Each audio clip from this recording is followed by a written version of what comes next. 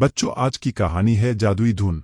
बहुत समय पहले पहाड़ों और फुसफुसाते जंगलों के बीच बसे एक छोटे से गांव में एक लड़की रहती थी जिसका नाम एलारा था। एलारा के पास एक अनोखा उपहार था। उसकी आवाज जंगल के जीवों को बुला सकती थी और सबसे भयंकर तूफानों को शांत कर सकती थी।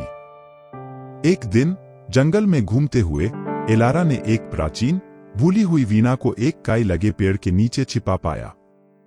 उत्सुकता से उसने धीरे से उसकी तारों को छुआ और एक शुद्ध जादू की धुन हवा में भर गई। जैसे ही यह संगीत जंगल में गूंजा, जानवर इकट्ठा हो गए और फूल जीवंत रंगों में खिल उठे। एलारा को पता नहीं था कि यह वीणा सिल्फिया, वन की संरक्षक की थी, जो प्रकाश की एक चमकदार परछाई में प्रकट हुई।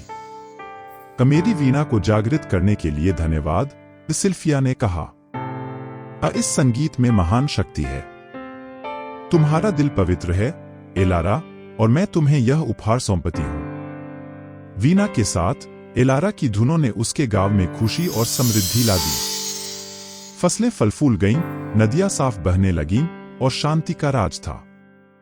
लेकिन एक दिन गांव पर एक छाया पड़ी जब एक भयंकर ड्रैगन ड्रैक्सिस पहाड़ों से उतर आया और सब कुछ नष्ट करने की धमकी देने लगा। निडर होकर एलारा ड्रैक्सिस के सामने खड़ी हो गई और पूरे दिल से वीणा बजाने लगी। जादुई धुन ने ड्रैक्सिस की आग उगलती आत्मा को नरम कर दिया, उसके असली रूप का खुलासा किया, एक शापित राजकुमार जिसका नाम एरिंडोर था।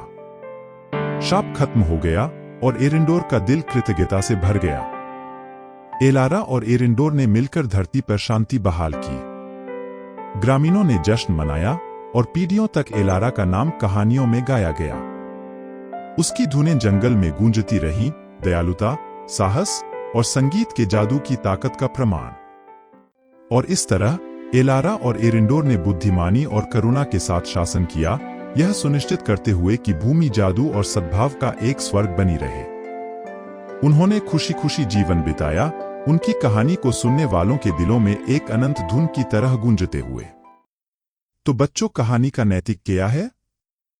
कहानी का नैतिक यह है कि सच्ची दिल से निकली हुई धुन और दयालुता का जादू किसी भी कठिनाई को हरा सकता है और शांति और समृद्धि ला सकता है।